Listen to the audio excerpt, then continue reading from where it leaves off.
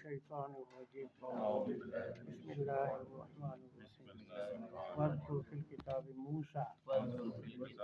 إنه كان مخلصا وكان رسولا نبيا وناديناه من جانب الطور الأيمن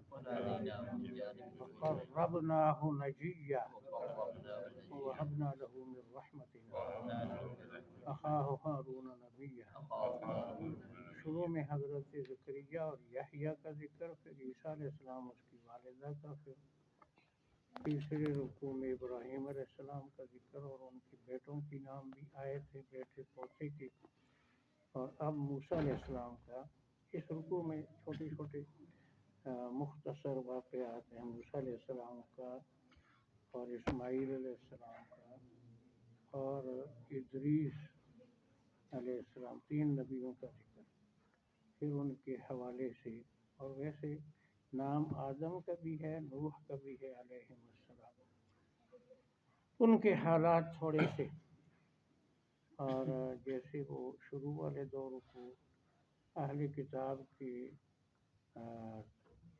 اصلاح کے لیے تھے، یہ رکوع بھی یہ تینوں